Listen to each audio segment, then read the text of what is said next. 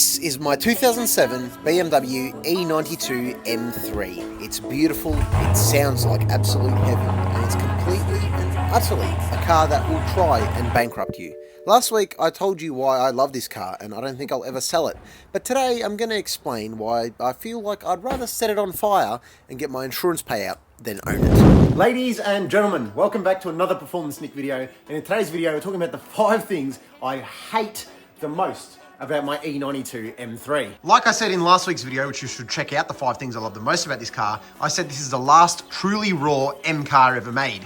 And BMW took that to the next level because they made that ownership very raw also. It's like you built the car, so you have to deal with all of the issues. And I just want to make a little note, as we saw in last video, my camera broke. I had to buy a new lens, which was on the way, but I didn't want to postpone a video just because of a lens. So we're doing it on the iPhone. The quality should still be good.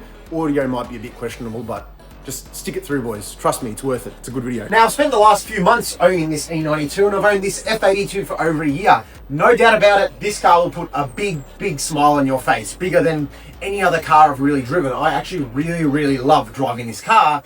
But while it's got the potential to put a smile on your face, it's got a really big potential to put a dent in your wallet, your patience, and your just faith in German engineering. You know, they're meant to be the best of the best.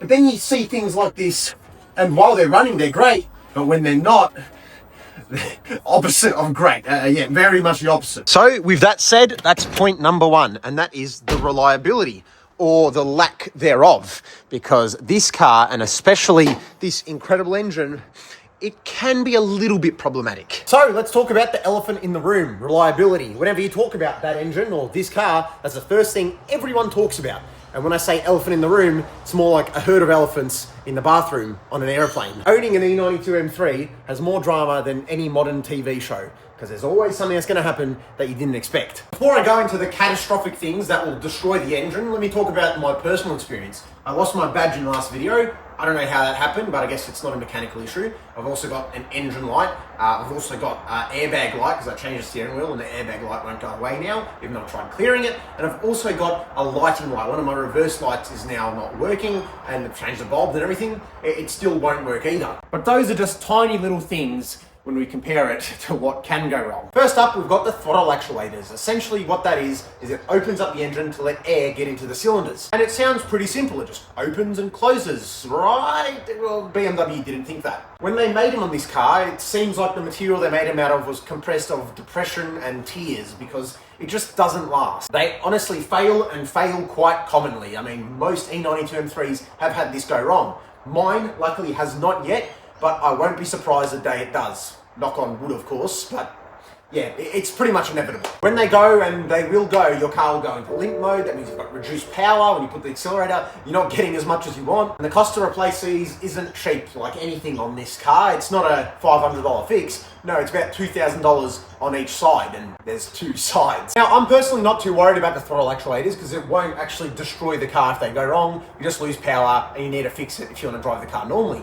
Whereas the rod bearings, yeah, if they go wrong and you don't fix it in time, it will literally turn your engine into an expensive piece of scrap metal. They have a tendency to give up at about 100,000 kilometers, but it can happen anywhere. It can happen at 50,000 kilometers. And BMW did notice this later in the life cycle, and they claim to have strengthened them and make them a bit better. But that's pretty much corporate talk saying, we know that they're made out of soft cheese, but we just hope it doesn't break while you're in the warranty period. Because yes, they're more common to go in older models, but even in the last of these M3s in 2013, it's still a common issue that can destroy your engine. Now, I'm no mechanic on rod bearings and why they go wrong, but from my understanding, it's because the clearances between the crankshaft and the rod bearing is so tight, and the thick oil that BMW use, well, it just doesn't give it enough lubrication, and the rod bearing will start shaving off. It's essentially like your car just having a heart attack. It just drops dead, and well, it's probably more expensive than having a real heart attack in real life, because an engine replacement on these cars isn't cheap at all. Telltale sign to know that this is going on is the engine's going to make a knocking sound, you'll notice metal shavings in your oil, and your oil will be dropping as well. For me personally, if you're buying an E92 M3 or you own one, it's a non-negotiable. You need to have had it done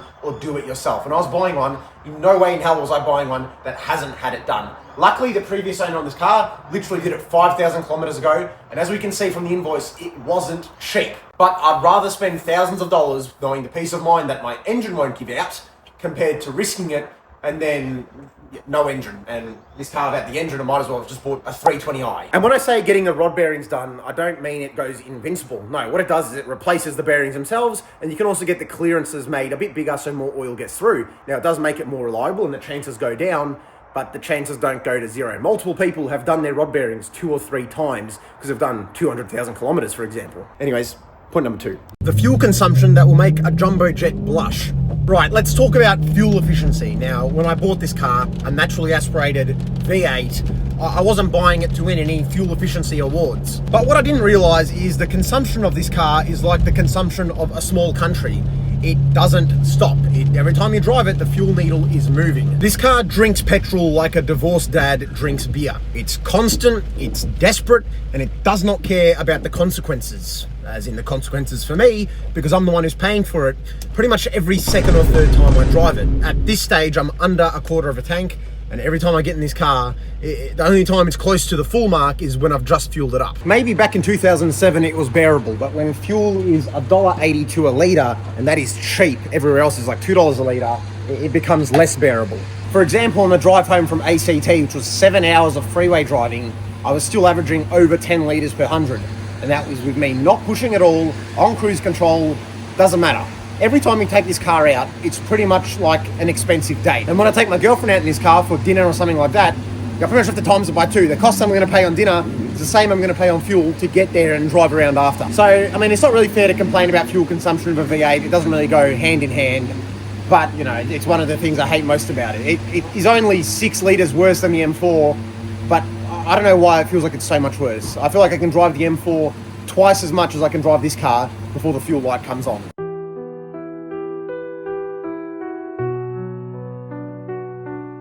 Oh my God. And as part of preparing for this video, I made the horrible mistake of doing the math on how much this car would cost me to run if I was to daily drive it. Like I've said multiple times, I drive this car once a week, but if I was to drive it 7 days a week, it would cost me more to fuel up this car than it would to fuel up myself. What do you mean by that?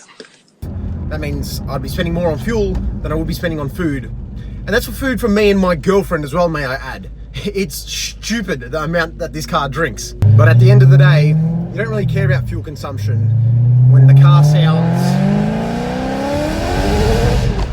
like that. You don't care at all. Now, we didn't just go out for a cruise. We met up with someone which some of you may have recognised before. I mean, these cars might look a little bit familiar to you. So if you know which YouTuber this is, we'll be doing a bit of content going forward. So one good thing about making the content, you're always meeting up with new people with cool cars. I mean, I love my Euro cars, but like, we got turboed AUs, we got Skylines and hoists. Yeah, I'm sure you guys know who it is. It's a lot bigger creator than me, by far. Favourite part about this car? Yeah. Oh yeah, dude. There's your spin. Jesus. No, that's I want one now. Yeah, I know.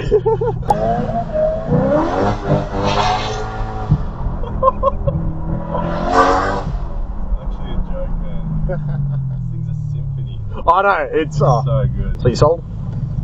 Bro, I was sold before I got in it. We're back home now, but I had to show the M3 to some friends of mine. Comment down below if you want to see any videos with Pakin or with Rex, the man himself. Anyways, back to this video. Point number 3, it's got an iDrive system that's out of the Stone Age. Back in 2007, when they made the car, the person who designed it thought in the future would still be using Nokias and not iPhones, because this iDrive 2, while at the time might have been alright, today, it's absolutely horrible. Using the iDrive system and trying to get something up quickly while driving is like performing heart surgery with oven mitts and a blindfold on. And again, while driving, it's not the best because you just like to press one button and go on the radio, but now you have to go through menu and play with this old silver knob. In the newer ones, I did update it. You've actually got buttons there, but in this original one, nah. Comparing this to the start of the next generation, my E92 M3, it's like comparing a carrier pigeon to a fighter jet. Now, they'll both get the job done, but one will be just a little bit more efficient. With this iDrive, there is no navigation, but that might be because I don't have the CD, and it doesn't have Bluetooth music either, so you have to use an aux cord if you want to play your own music. But I did bypass this whole issue of my favourite mod on this car, apart from the exhaust, being the CarPlay that was installed by Fusion Auto, and now I've just got regular CarPlay, which is so much much better than what it had before. We've got a bit of a trend here because they're all on the interior now, and that's point number 4. The interior fails that you wouldn't expect out of a car that was 6 figures brand new. The interior itself is good quality. You got leather all over it. It's really nice, but the simple things that they thought they'd be smart with made them look more stupid than smart. First up, and everyone knows this about the E90s, is the cup holders. Now, you're probably thinking, how hard is it to make a cup holder? Well, the Germans, they like to be engineers and be smart and be cool. And that's what they did with the cup holder. It's a really cool design, but that's only when it works. I've just realized now, talking out loud, I've owned every generation of E90. First one I had was the wagon, the E91, that had one working cup holder. Then I had the E93 convertible 335, that had one working cup holder. I had an E90, which was a 320i, that had no working cup holders. And luckily, my E92 M3 has got 2 working cup holders. So I've had 4 that have worked, and I've had 4 that haven't worked. But the real party trick is the seatbelt presenter. Now, because this is a coupe, when you get in the car, it's a bit hard to reach your seatbelt. So this little robotic arm will help you out. My driver's one works probably about 70% of the time. My passenger one here, probably 1 in 10 times it works. It just looks stupid. See? Ooh, my driver's one works very well. And that brings us on to point number 5. And that is the sporty seats that missed the memo about being sporty. Now, these seats are super comfortable. I drove 7 hours back from ACT sitting in this position, and I had no cramps, aches, pains, or anything like that. It's like sitting in your favorite armchair. But that's the problem. These are supposed to be sporty seats that are in a sports car, not business class seats that have found themselves in the wrong vehicle. During any spirited driving through the mountains or a track or wherever you're turning hard, you are sliding. Now, you do have side bolsters, but still, it doesn't matter. It's a very slippery type of leather. If you take a corner too hard, you're going to be kissed against the door, and you're going to have to be pulling yourself back on the steering wheel to get back in the middle. And when you compare this to actual sports seats like Recaros or even the ones in the M4, they're similar, but they're a lot more supportive when you're turning hard. They clearly leaned more towards comfort over sport, which is fine, but when this is meant to be the ultimate driving machine, it doesn't make sense. So there you have it, the 5 things that drive me insane about owning this car and drains my bank account at the same time. It's got mechanical failures that will cost you a whole new car. It's as thirsty as a camel. It's cheaply built in some areas. It's got lazy boys as racing car seats and old technology, which even for the most patient of people, gets annoying to use. But I guess that's the thing about loving something. It's complicated. Yes, this car might have more issues than a psychology textbook, and yes, it might cost more to run than a small business. And yes, sometimes I lie awake at night thinking, what have I done? Why would I buy that? But when you hear that V8 roar on startup, you get your hands behind the wheel, you're able to change through all those gears of a manual transmission, it all just fades away. It's like being in a complicated real-life relationship. Now, it might not be the best for you, but it makes you feel alive in ways you didn't even know were possible. So I guess the question lies, would I buy another one? And the answer is yes. Would I sell this one? Only if I had to, or overnight, I guess I just had a change of mind. I want to thank you for checking out another one of my videos. I really do appreciate it. Comment down below what other videos I should make, especially now with Pakin and Rex H. Definitely down to collaborate with those boys. And I also want to post some more driving content, so that's soon to come also. I love making these YouTube videos, and I love it when you guys support me, so please consider liking, commenting, and subscribing. And I like to be consistent here to post videos for you guys. So I'll see you in a week's time. Until then, drive safe, and I'll see you then.